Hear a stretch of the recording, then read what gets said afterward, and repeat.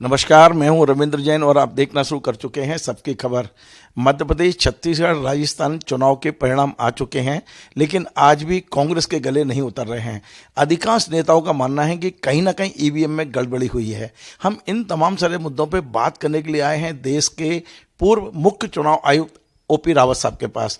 हम समझने की कोशिश करते हैं कि क्या वाकई ईवीएम हैक हो सकती है, ईवीएम से कोई चुनाव प्रभावित किया जा सकता है, क्या ईवीएम मशीन में जो वीवीपैट लगता है वो 100% पर्ची दिया जाना मतलब संभव है। आपका बहुत बहुत स्वागत है रावत साहब।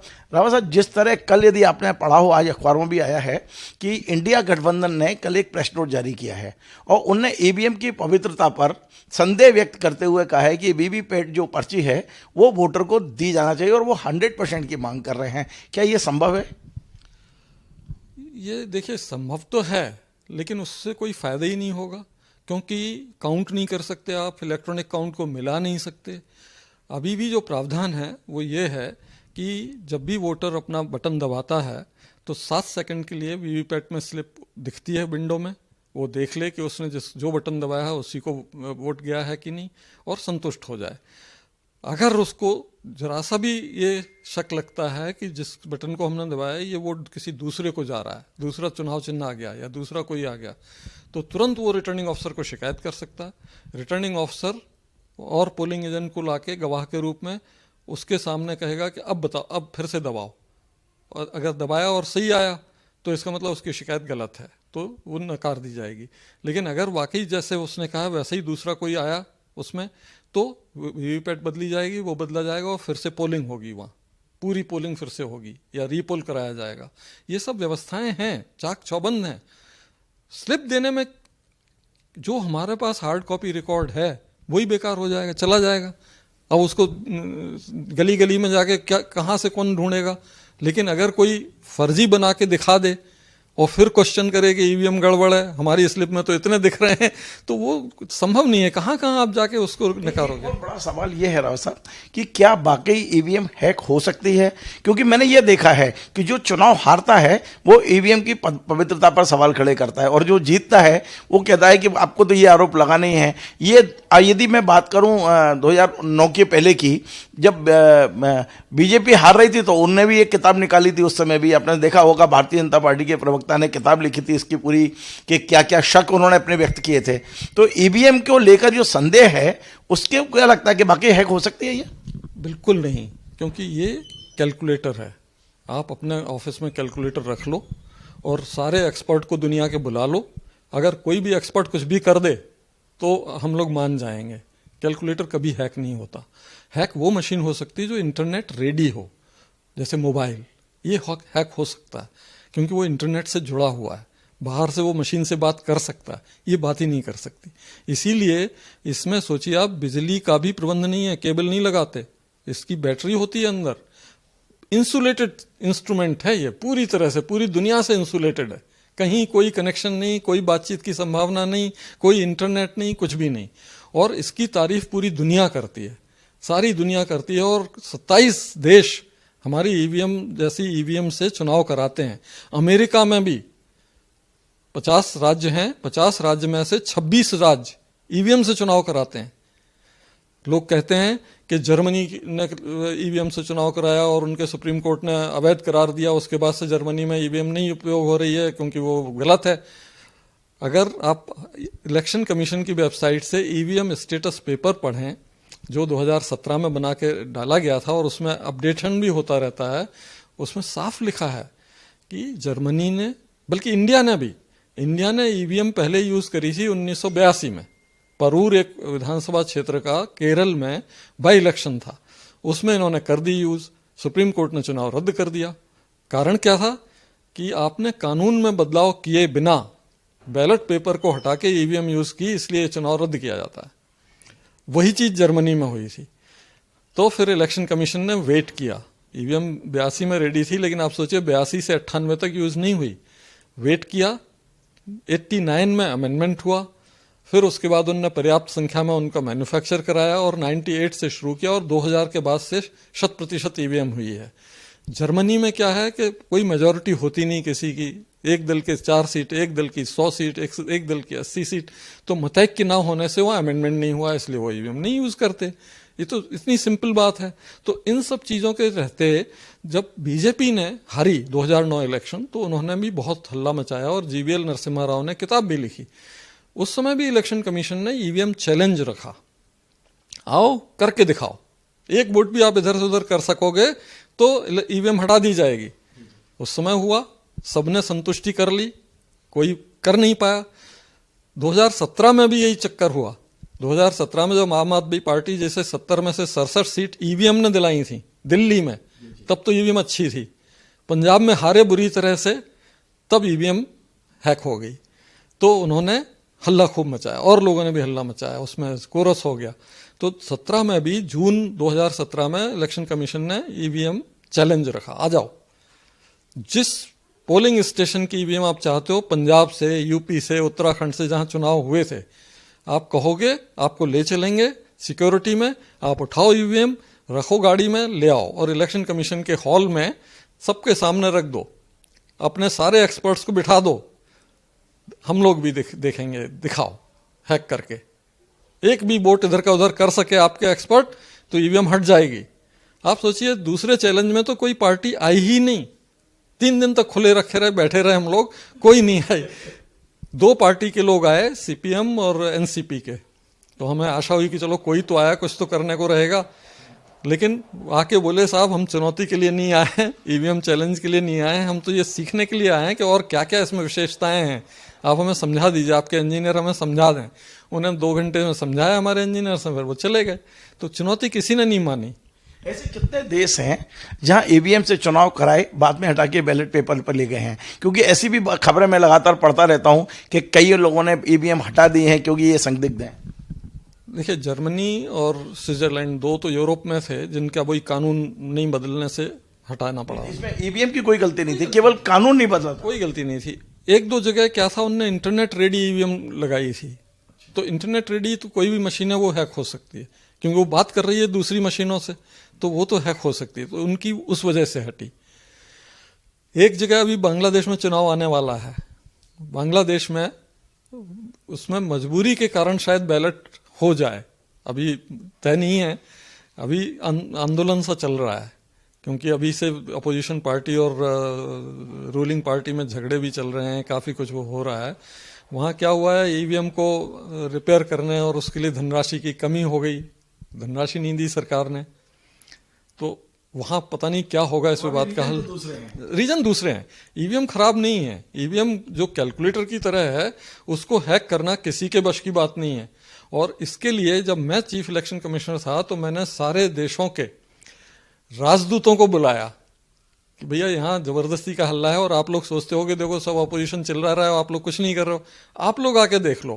तो बढ़िया एक होटल में सारे राजदूतों के सामने मैंने खुद प्रेजेंटेशन किया, 4 बूथ बनाए थे कि भैया उनमें जाके अपने एक्सपर्ट के साथ कुछ भी करके दिखा दो। बड़े बड़े देशों के बड़े बड़े एक्सपर्ट आए थे, राजदूत भी आए थे, हमारा प्रेजेंटेशन सुना और फिर उनने वोट किया और काउंट भी किया। सब कुछ कोशिश कर ली उनने, कुछ नहीं कर पाए, सब संतुष्ट होके गए, रहे क्या मजाक कर रहे हैं ये लोग। तो हम लोगों ने पूरी कोशिश की। इसी तरह से हमने क्या किया कि गांव-गांव में हमने ये कराया। मैं खुद आया ग्वालियर के दूर के गांव में रख दी मशीनें, हम लोग दूर बैठ गए, उन्हीं गांव के लड़कों को कहा कि तुम लोग जो पढ़े लिखे हो, एक रजिस्टर में लिखो किसने किसको वोट दिया, एक प्रिजाइडिंग ऑफिसर बनो, कंट्रोल यूनिट दबाना, एक पोलिंग ऑफिसर बनो, वो करना वोट डालने का, और एक काउंटिंग के लिए 4 लड़कों को सिलेक्ट करके तुम ही करो सब, और फिर स्लिप काउंट करना और दोनों मिला के बताना क्या हुआ।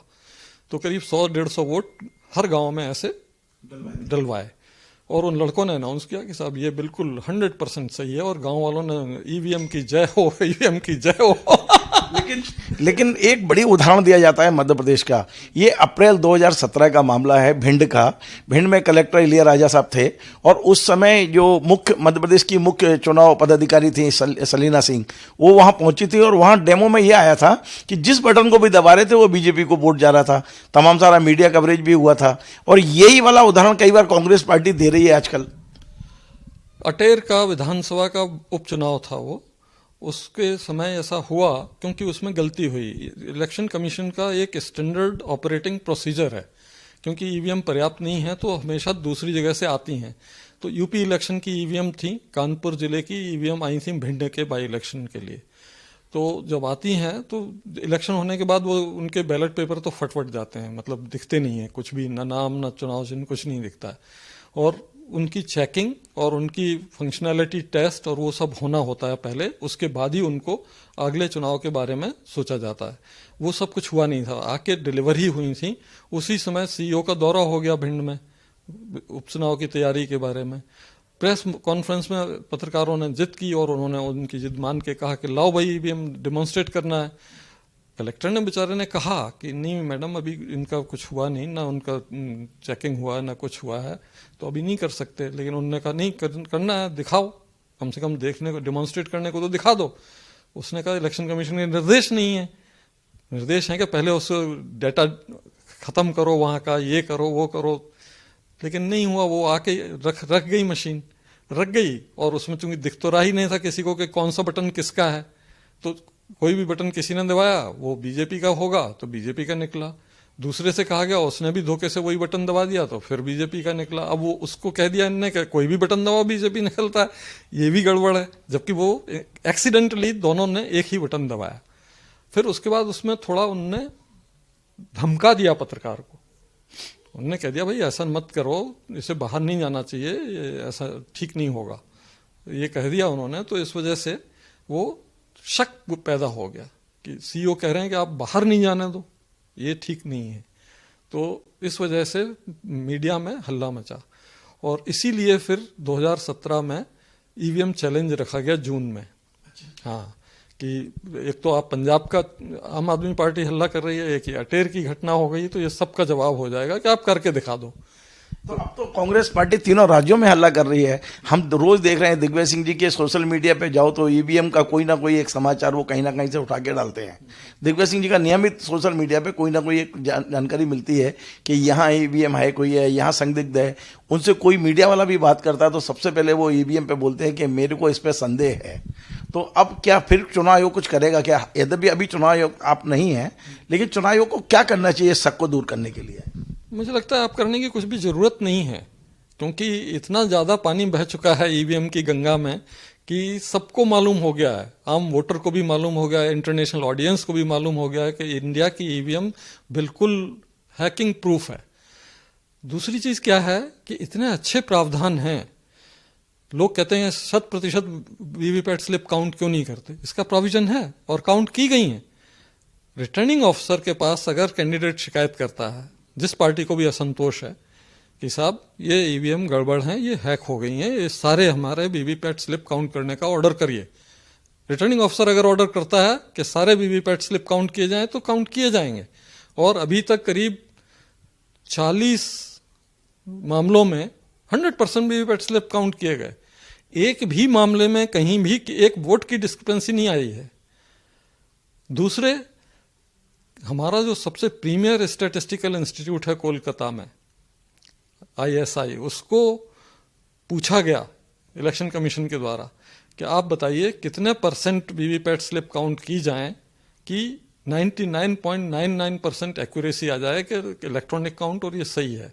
उनने कहा पूरे देश के चुनाव हों, 10 लाख पोलिंग स्टेशन के चुनाव हों, उनमें सिर्फ 479 रेंडमली सिलेक्टेड पोलिंग बूथ की वीवीपैट स्लिप काउंट कर लो आपको 99.99% एक्यूरेसी होगी। तो इलेक्शन कमीशन ने कहा भाई ये बहुत ही कम है, 479, लेकिन स्टैटिस्टिकली सही है। तो हम ऐसा करते हैं कि रैंडमली सिलेक्टेड एक पोलिंग स्टेशन हर विधानसभा क्षेत्र का काउंट करेंगे। तो उससे क्या होगा, लगभग 4300 विधानसभा क्षेत्र हैं पूरे देश में, 4300 हो जाएंगे। मतलब जितना उनने रिकमेंड किया था उससे 10 गुना हो जाएगा। फिर बाद में कुछ पार्टियां सुप्रीम कोर्ट गई, सुप्रीम कोर्ट ने कहा एक कम है, 5 कर दो, आप हर विधानसभा क्षेत्र के 5 काउंट करो। तो 5 होने लगे। अब लगभग पूरे देश के चुनाव में 20,000 वीवीपैट स्लिप काउंट होते हैं, कहीं एक भी गड़बड़ी नहीं निकलती, किसी भी तरह की नहीं निकलती। तो ऐसे में आप क्या चाहते हो? चाहते यही है। देखिए क्या है, ये लोकतांत्रिक देश है। बेशक आपने सर्वदलीय बैठक बुला ली, सर्वदलीयों को दिखा दिया आपने, फिर भी यदि नेताओं में इसमें विश्वास नहीं हो रहा है तो क्या ये कल्पना की जा सकती है कि देश में फिर से बैलेट पेपर पे इलेक्शन हो? और यदि बैलेट पेपर पे इलेक्शन कराते हैं तो उसकी खामियां क्या हैं, उसकी कमियां क्या हैं? मान लीजिए जनता नहीं विश्वास कर रही है और फिर से यदि हम बैलेट पेपर पे आते हैं तो क्या नुकसान क्या है देश का? पहली बात तो जनता के विश्वास की है। जनता का विश्वास ईवीएम पर 100% से ज्यादा है, और वो इलेक्शन नेताओं को तो नहीं है, कई पार्टियों को नहीं है। वही तो, जनप्रतिनिधि या नेता अलग हैं, जनता अलग है। उन दोनों के बीच में अगर मतैक्य होता तो जीतते रहते। मतैक्य नहीं होने से ही ये स्थिति पैदा होती है। जनता बिल्कुल संतुष्ट है ईवीएम से, और हमने तो खुद देखा, हम खुद वोट डालने जाते हैं, लाइन में लग के और बात करते हैं तो सब कहते हैं साहब ये इतना बढ़िया इजाद है कि हमें इस पर गर्व है। हर वोटर यही कहता है। कभी कल्पना कर सकते हैं कि बैलेट पेपर से इंडिया में चुनाव हो सकते हैं दोबारा? देखिए, बैलेट पेपर में सबसे बड़ी खामियां थी मसल, क्योंकि मैं ऑब्जर्वर बनता था उस समय जब बैलेट पेपर से चुनाव होते थे, तो मैं देखता था कि हर जगह से खबर आ रही कि ये बूथ कैप्चर हो गया, यहाँ लोगों ने 800 वोट डाल दिए, यहाँ 400 वोट ठक ठक करके डाल दिए, आधे घंटे में सारे वोट डल जाते हैं और वो लोग चुनाव जीत जाते हैं। लोग तो कह रहे हैं ईवीएम में भी हैक उसका वो कर लेते हैं, पोलिंग बूथ पे जाके कब्जा करके और उससे भी वोट डालते हैं कुछ लोग। कपोल कल्पित है, क्योंकि ईवीएम में एक वोट डालने में 20 सेकंड लगते हैं। आप जाओ, बटन दबाओ, पहले बटन दबेगा तो उसमें वीवीपैट स्लिप प्रिंट होके आएगी, 7 सेकंड तक वो रुकी रहेगी ताकि आप अच्छी तरह से देख सको। फिर वो कट के गिरेगी, फिर उसमें से विसिल बजेगी कि भाई आपका वोट डल गया, तब जाके आप दूसरा बैलेट लोड कर सकते हो। तो ये पूरी प्रक्रिया में 20 सेकंड लगते हैं। तो आप अगर 800 वोट डालने हैं, आपको बूथ कैप्चर कर लिया आपने, तो 800 वोट डालने के लिए आपको 16,000 सेकंड वहां रुकना पड़ेगा। 16,000 सेकंड मतलब 5.5-6 घंटे। तब तक तो पकड़े जाओगे, कहीं ना कहीं से कोई ना कोई आ जाएगा। और फिर इलेक्शन कमीशन ने इतने इंतजाम कर रखे हैं, वेब कैमरे लगा रखे हैं पोलिंग स्टेशन में, उनकी मॉनिटरिंग हर जगह। वो 100% में नहीं है शायद ना। जहां जहां इंटरनेट है उन सब में है। इंटरनेट के बिना चलता नहीं वो, है ना। तो जहां इंटरनेट होता है वहां सब में लगते हैं, जहां इंटरनेट नहीं होता वहां सीसीटीवी लगते हैं, रिकॉर्डिंग होती है उनकी, ताकि अगर कोई शिकायत। सीसीटीवी 100% हो गया है जहां पर भी जरूरत है, मतलब ये नहीं है। और जहां सीसीटीवी भी नहीं लग सकता, जैसे मिला ही नहीं, क्योंकि अपने पास होते तो है नहीं, ये ठेके पे लेते हैं, सीसीटीवी भी नहीं मिला, तो वहां माइक्रो ऑब्जर्वर रखते हैं। तो हर पोलिंग स्टेशन में या तो वेब कैमरा है, इलेक्शन कमीशन खुद देख रहा है पूरा, या सीसीटीवी रिकॉर्डिंग है वो देख रहे हैं, या फिर माइक्रो ऑब्जर्वर एक केंद्रीय सरकार का कर्मचारी बैठा है, पूरी चीज देख रहा है, उससे पूछा जाता है ताकि कोई भी शिकायत आए तो तुरंत हमें पूरा रिकॉर्ड मिल जाए। आपका ये मानना है, मानना नहीं है बल्कि आपका दावा है कि इससे ज्यादा निष्पक्ष चुनाव हो नहीं सकता? कभी नहीं हो सकता, और इसकी तारीफ सब करते हैं। मैं हार्वर्ड विश्वविद्यालय में अपने इलेक्शन के ऊपर बोलने गया था एक पैनल डिस्कशन में। आप सोचिए, वहां के प्रोफेसर्स ने हमें कहा कि आप लोगों ने फोटो इलेक्टोरल रोल डिजिटल बना ली है, वो हमारे देश में नहीं है, हम जबकि इतने विकसित देश हैं। दूसरे, आपने ऐसे इलेक्टोरल टेक्नोलॉजी बना ली है वोट डालने की जो कैलकुलेटर जैसी, जो इंटरनेट रेडी नहीं है। हमारे कई राज्यों में ईवीएम यूज होती है, लेकिन उनमें कई राज्यों की ईवीएम जो है इंटरनेट रेडी है, और वो चिप लगती है क्या सर? देखिए, चिप तो किसी भी इलेक्ट्रॉनिक मशीन में लगेगी। ये कह रहे हैं जिसमें चिप लगती है उसको हैक किया जा सकता है। कैलकुलेटर करके दिखाओ, बड़े से बड़ा इंजीनियर आके दिखा दे, कोई नहीं कर सकता। चिप नहीं है इंपॉर्टेंट, इंपॉर्टेंट क्या है? Internet ready. अगर आप उसमें से रेडिएशन कर रहे हो तो सिंक्रोनाइज होके वो बात कर सकती है दूसरी मशीन से। चिप में तो आपके क्रेडिट कार्ड में भी चिप लगी है, क्या आपका क्रेडिट कार्ड कहीं से बात करता है या हैक हो जाता है? तो चिप नहीं है, चिप इंपॉर्टेंट नहीं है, इंपॉर्टेंट है इंटरनेट रेडी होनी चाहिए। ये इंटरनेट रेडी नहीं है, और इसको बिजली का कनेक्शन भी नहीं लगाते हम। इलेक्शन कमीशन ने कहा नहीं, भले ही खर्चा ज्यादा हो, हम बैटरी लगाएंगे, नहीं तो बिजली कनेक्शन से भी कोई मेलवेयर आ सकता है, गड़बड़ आ सकती है। तो ये इंसुलेटेड है सब तरफ से, तो इसलिए। और इसमें इतना रैंडमाइजेशन, किसी को नहीं मालूम होता कि कौन सी मशीन कहाँ जाने वाली है। फिर उसके बाद पोलिंग स्टेशन पर पोलिंग के लिए तैयार करने के पहले सारे पोलिंग एजेंट को कहा जाता है तुम रैंडमली अपने कैंडिडेट के वोट डालो। कोई 17 डालेगा, कोई 30 डालेगा, कोई 40 डालेगा, कोई 43 डालेगा, ऐसे डाले उन्होंने। और उनने लिख लिया ये सब। फिर बंद किया मशीन को, वीवीपैट स्लिप काउंट करी, इलेक्ट्रॉनिक काउंट किया और उन्हें बताया कि देखो तुम्हारे 17 थे, तुम्हारे 40 थे, तुम्हारे 30 थे, ये आ गए, सही है। उनके दस्तखत लिए जाते हैं कि बिल्कुल ये मॉक पोल में ये सही मशीन काम कर रही है। उसके बाद उसको डिलीट किया जाता है, उन वीवीपैट स्लिप को एक लिफाफे में अलग बंद करके रख दिया जाता है और फिर मशीन को तैयार किया जाता है पोलिंग के लिए, और फिर असली पोलिंग होती है। तो अगर उसमें कहीं कोई गड़बड़ डाल दी गई है, कहीं कोई गड़बड़ कर दी गई है, तो वो भी मॉक पोल में टेस्ट हो गई कि भाई कुछ नहीं गड़बड़ है, सब सही चल रहा है। तो इतने ज़्यादा इसमें प्रावधान है कि कहीं कोई गुंजाइश है ही नहीं कि आप कुछ गलती उसमें कर सको। और दूसरी एक सबसे बड़ी चीज़ ये भी है कि अगर इसमें कुछ भी गड़बड़ी है तो आप सोचिए, लोग 50-60 हजार करोड़ खर्च करते हैं लोकसभा में प्रचार पे। क्यों खर्च करते हैं? उस हैकर को ढूंढ लें, बस 50,000 करोड़ दो, पूरा देश जीत लो। अच्छा, एक आखिरी सवाल यह है कि आपने देखा कि एक देश एक इलेक्शन, काफी दिन से यह चर्चा चल रही है और अभी पूर्व राष्ट्रपति कोविंद जी ने उस पर रिपोर्ट भी दी है, तो उसे लेके आप, चूंकि आप चुनाव आयोग में लंबे समय तक रहे हैं, क्या यह संभव है कि एक देश एक इलेक्शन, और यदि है तो इसके लिए क्या क्या प्रावधान करने होंगे? एक आखिरी सवाल है और दर्शकों की रुचि का सवाल है। देखिए, एक देश एक चुनाव की बात शुरू हुई थी 2015 में, और इलेक्शन कमीशन से पूछा था केंद्र सरकार द्वारा कि क्या एक देश एक चुनाव संभव है, और है तो उसके लिए आपके क्या सुझाव हैं। तो इलेक्शन कमीशन ने तुरंत 1-2 महीने परीक्षण करके, विचार करके, अच्छी तरह से सोच विचार के रिपोर्ट दी थी केंद्रीय सरकार को कि बिल्कुल संभव है, और 4 चुनाव अपने एक देश एक चुनाव के पैटर्न पर हुए हैं, 52 में, 57 में, 62 में, 67 में। 67 के बाद से विधानसभा में पहले प्रीमेच्योर डिसॉल्व होने लगी, लोकसभा भी 69 में प्रीमेच्योर डिसॉल्व हो गई, तो इससे आउट ऑफ सिंक हो गए और अलग अलग होने लगे। इलेक्शन कमीशन ने 82 में भी सुझाव दिया था कि साहब कुछ अमेंडमेंट कर दीजिए तो फिर से एक देश एक चुनाव होने लगे, लेकिन अमेंडमेंट हो नहीं पाए, तो चलता रहा ये, वो अभी भी चल रहा है। 15 में भी कहा गया कि आप संविधान के 5 अनुच्छेदों में, जिसमें कार्यकाल और राष्ट्रपति शासन लगाना ये सब प्रावधान है, उनमें अमेंडमेंट लगेगा, और लोक प्रतिनिधित्व अधिनियम 1951 में कुछ अमेंडमेंट लगेंगे, ये हमने लिस्ट कर दिए, ये आप अमेंडमेंट कर दो। हमें पर्याप्त ईवीएम वीवीपैट खरीदने के लिए पैसा और समय दे दो, क्योंकि मैन्युफैक्चरिंग में टाइम लगता है। मैन्युफैक्चरर सिर्फ 2 हैं। इन मशीनों के बनाने की प्रक्रिया इतनी ज़बरदस्त है कि जहां डिफेंस के सबसे सीक्रेट इक्विपमेंट बनते हैं वहीं ईवीएम और वीवीपैट बनते हैं, और कहीं नहीं बनते। वही 2 कंपनियां हैं, और उनकी हर असेंबली लाइन की वीडियोग्राफी रहती है पूरे 15 साल। अगर कभी भी किसी भी ईवीएम की गड़बड़ी निकली कहीं, तो उसकी पूरे जन्म से लेके आखिरी तक की पूरी जर्नी की रिकॉर्डिंग देख के पकड़ा जा सकेगा कि कहाँ गड़बड़ी हुई थी। आज तक कभी गड़बड़ी नहीं निकली, तो इतनी सिक्योर उसमें होती है, तो टाइम बहुत लगता है। तो वो पैसा दे दें, समय दे दें, तो ईवीएम और वीवीपैट मैन्युफैक्चर हो जाएं। थोड़ा पैरामिलिट्री फोर्स ज़्यादा लगेगा, क्योंकि एक साथ चुनाव कराने में विधानसभा का टेंशन जो है, लोकसभा के उसमें टेंशन ज़्यादा नहीं रहता है, विधानसभा में टेंशन ज़्यादा, इनफैक्ट पंचायत में सबसे ज़्यादा टेंशन रहता है। तो वो चीज़ है, तो उसके लिए ज़्यादा पैरामिलिट्री फोर्स ये दे दो आप, हम करा देंगे। लेकिन उस रिपोर्ट के बाद कुछ हुआ नहीं।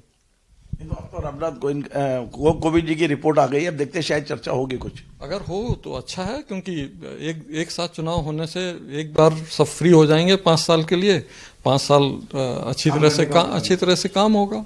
सर, एक बात और है कि जो शिकायतें आती है चुनाव के दौरान, वो बड़ी संख्या में शिकायतें आती हैं, इसके निपटाने का मैकेनिज्म क्या है? क्योंकि एक बार यदि चुनाव शुरू हो जाता है और जब तक परिणाम नहीं आता तब तक कोई भी कोर्ट उस पर इंटरफेरेंस नहीं कर सकता है, तो चुनाव आयोग ने इसके लिए क्या मैकेनिज्म तैयार किया है कि कई जगह तो 1,000, 10,000, 15,000 तक शिकायतें आती है, कई जगह 1-1 लाख तक शिकायतें आती है। बिल्कुल सही पूछा आपने, लाखों में शिकायतें आती हैं, और चूंकि उस दौरान इलेक्शन कमीशन ही सर्वा होता है निराकरण करने के लिए, तो उनकी बहुत अच्छी व्यवस्था है।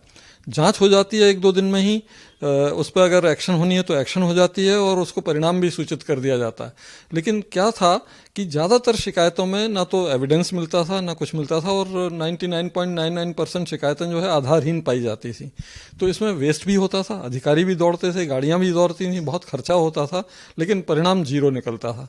तो ये बेंगलोर में जब इलेक्शन हुआ 2018 का, तो उस समय बेंगलोर सिटी के लिए एक एप्लीकेशन वहाँ के इंजीनियर ने बना के दिया, बेंगलोर के आईटी कैपिटल अपना है, उन लोगों ने बना के दिया और उसको लागू किया गया वहाँ पे, और फिर बाद में मध्य प्रदेश, राजस्थान, छत्तीसगढ़ के इलेक्शन में भी लागू किया और 2019 के लोकसभा इलेक्शन में भी लागू किया गया। उसका नाम इलेक्शन कमीशन ने सी विजिल रखा, सिटीजन विजिलेंस, नागरिकों द्वारा निगरानी, ताकि नागरिकों को शक्तिशाली बनाया गया है कि भैया डेमोक्रेसी में नेता पे भी पूरा भरोसा मत करो, अधिकारी पे भी मत करो, आप खुद पुलिस बनो ताकि आप अपने लोकतंत्र की रक्षा खुद कर सको। उसमें ये कहा गया है कि आप अगर वो एप्लीकेशन अपने मोबाइल में रखे हैं तो कहीं भी किसी भी तरह की गड़बड़ी कोई कर रहा है, नेता या कोई भी, तो यदि वो साड़ियाँ बांट रहा है, शराब बांट रहा है, कोई भी चुनाव संबंध कुछ भी कर रहा है, आप उसका एप्लीकेशन खोलो, वीडियो बनाओ या फोटो खींचो और सबमिट बटन दबा दो बस। तो जीपीएस के जरिए संबंधित रिटर्निंग ऑफिसर, संबंधित डीएम, संबंधित चीफ इलेक्टोरल ऑफिसर स्टेट का और पूरे इलेक्शन कमीशन में पहुंचा देगा। और इलेक्शन कमीशन ने उसमें निर्देश ये दिए हैं कि 100 मिनट के अंदर, जैसे ही मिली आपको तो उसमें डेट और टाइम आ जाता है, 100 मिनट के अंदर रिटर्निंग ऑफिसर या जो भी फ्लाइंग स्क्वाड है वो उसकी जांच कर लेंगे, मौके पे जाके उस पर एक्शन ले लेंगे। अगर एफआईआर दर्ज करना है तो एफआईआर दर्ज हो जाएगी, अगर सीजर होना है, जब्ती होनी है तो जब्ती हो जाएगी, अगर अरेस्ट होना है तो लोग अरेस्ट हो जाएंगे। और ये सब करके आप उस व्यक्ति को जिसने वो भेजी थी शिकायत, उसको सूचित भी कर देंगे कि आपकी शिकायत पर जांच हुई, शिकायत सही पाई गई, इतने लोग अरेस्ट हुए, इतना जब्ती हुई और ये एफआईआर दर्ज हुई है। तो काफ़ी उसका अच्छे परिणाम आए। 2019 के लोकसभा का मुझे अच्छी तरह याद है कि 1,42,000 शिकायतें आईं पूरे देश में सी विजिल पर, और उनमें से 1,13,000 सही पाई गई। मतलब इसमें एक प्रावधान ये भी होगा ना कि ये यदि कोई शिकायतकर्ता अपना नाम देना चाहे या छुपाना चाहे। हाँ, ये भी हम लोगों को करना पड़ा, पहले नहीं था, लेकिन ये बेंगलोर के इलेक्शन में एक सबक मिला तो उसमें इलेक्शन कमीशन ने ये भी डाल दिया कि अगर आप ताकतवर नेता के खिलाफ शिकायत कर रहे हैं तो आप एक बॉक्स बना दिया कि इसको टिक कर दीजिए, तो आपका नाम और नंबर इलेक्शन कमीशन के पास नहीं आएगा, वो आपको एनोनिमस रखेगा। और उसमें अगर नेता को नुकसान हुआ तो वो ये नहीं पता कर पाएगा कि किसकी शिकायत पर हुआ है और आप बचे रहोगे। ये भी प्रावधान उसमें है।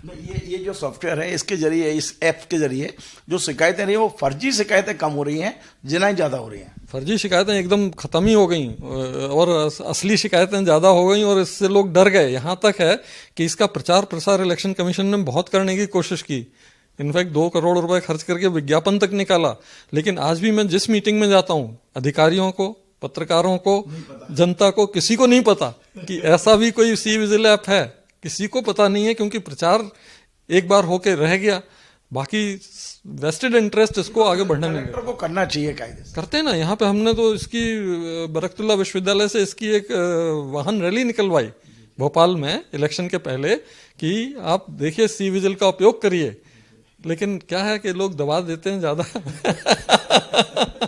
बहुत बहुत धन्यवाद। तो आप थे ओपी रावत साहब, जो देश के मुख्य चुनाव आयुक्त रह चुके हैं, और आपका कहना है कि ईवीएम मशीन में कोई दोष नहीं है, फुल प्रूफ मशीन है ये, और जिस तरह जो भी लोग चुनाव हारते हैं वो इस पर आरोप जरूर लगाते हैं, लेकिन जब चुनाव आयोग उन्हें वो बुला के उनको चैलेंज करता है तो कोई भी उनके दफ्तर नहीं पहुंचता है। एक बड़ी बात उन्होंने कहा है कि इलेक्शन में आप करोड़ों रुपए खर्च क्यों करते हैं, आप हैकर को पकड़ लीजिए या हैक करा लीजिए, आप चुनाव जीत जाएंगे, क्योंकि ये हैक हो ही नहीं सकती है। बड़ा मजबूती के साथ उन्होंने दावा किया है। और रावत साहब ने यह भी कहा है कि एक देश एक चुनाव संभव है, कुछ परिवर्तन करने होंगे, कुछ कानून बदलने होंगे, कुछ फंड की आवश्यकता होगी, लेकिन ये देश के लिए बहुत उपयोगी होगा। आपको हमारा ये कार्यक्रम पसंद आए वैसे शेयर करें, लाइक करें, कमेंट करें, और आपसे बार बार निवेदन हमारे इस चैनल को सब्सक्राइब अवश्य करें। धन्यवाद।